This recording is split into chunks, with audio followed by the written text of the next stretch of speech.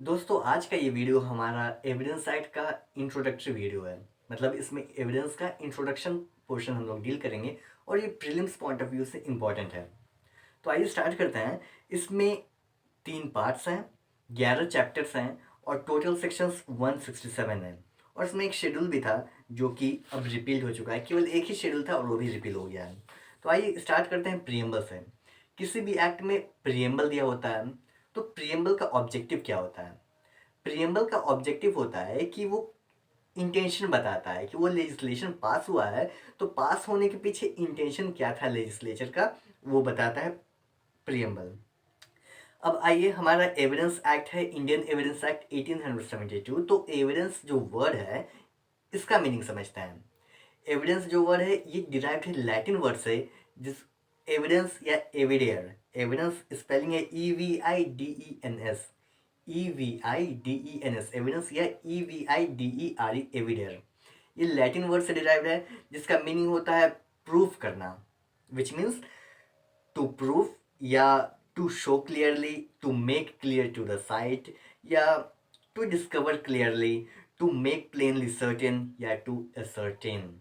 ये मीनिंग होता है, डिफरेंट मीनिंग्स है एविडेंस का। आइए थोड़ा सा हिस्टोरिकल पोर्शन देखते हैं।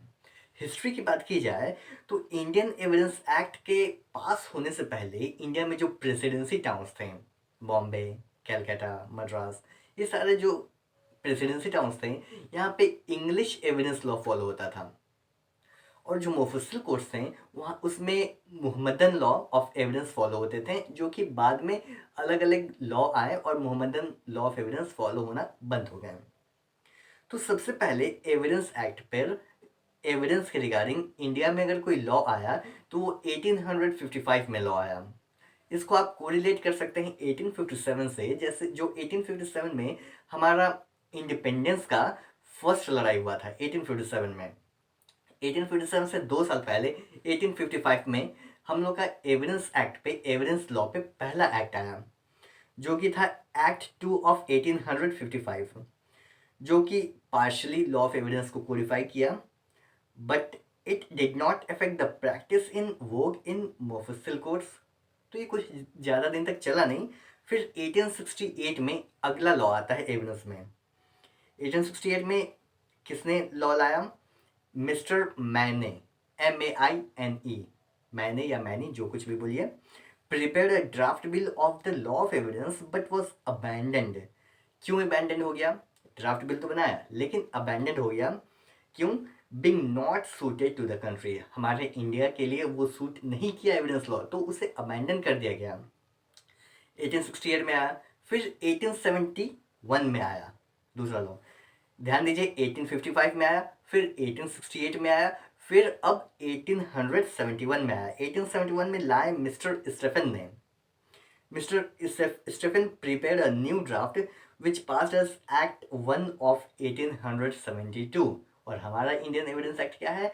इंडियन एविडेंस एक्ट 1872 वही है जो मिस्टर स्टेफन ने पास किया था। तो आइए अब बात करते हैं प्रिंसिपल का, कि लॉ ऑफ एविडेंस किस प्रिंसिपल पर काम करता है। तो 3 प्रिंसिपल है।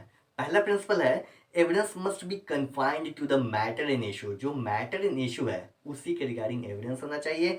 दूसरा है हियर से evidence must not be admitted, जो भी हियर से एविडेंस होता है, जो कही सुनी बात होती है, उड़ते हुए जो व्हाट्सएप वगैरह पे बहुत सारी बातें चलती रहती हैं, वो सब एविडेंस नहीं माना जाएगा। न्यूज़पेपर है, उसे भी एविडेंस नहीं माना जाता है, उसे भी हेयर से एविडेंस की कैटेगरी में रखा गया है। तीसरी बात है, best evidence must be given in all cases, जितने भी केसेस हैं सबसे बेहतरीन एविडेंस जो होने चाहिए वो देने चाहिए।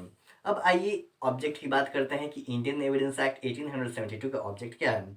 इसका ऑब्जेक्टिव था टू प्रिवेंट, था क्या, इसका ऑब्जेक्ट है to prevent laxity in the admissibility of evidence and to introduce a more correct and uniform rule of practice than was previously in वोग।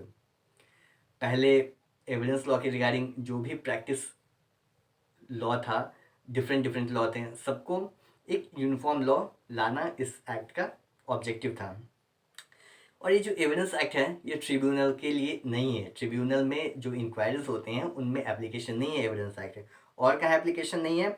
ये एफिडेविट्स, एफिडेविट के लिए भी एविडेंस एक्ट नहीं है, और प्रोसीडिंग बिफोर आर्बिट्रेटर्स, जो evidence act में जो दिए हुए हैं प्रोसीजर, कैसे प्रोसीड करेगा कोर्ट या जजेस कैसे प्रोसीड करेंगे, कैसे ओथ लेना है, क्या करना है, ये आपको आर्बिट्रेटर्स में नहीं चलेगा, आर्बिट्रल प्रोसीडिंग में नहीं चलेगा, और एफिडेविट्स में भी नहीं चलेगा। कहाँ कहाँ चलेगा? The Indian Evidence Act applies to all judicial proceedings before any court or a court martial, before any court and before a court martial other than the courts martial held under the specified act। ये था हमारा introductory portion. I hope आप लोगों को समझ में आ गया होगा। फर्दर के वीडियोस में हम लोग आगे का देखेंगे, और ये जो वीडियो था प्रीलिम्स के पॉइंट ऑफ व्यू से बहुत ही इंपॉर्टेंट था। फाइनली मिलते हैं नेक्स्ट वीडियो में, तब तक के लिए thanks for watching this video.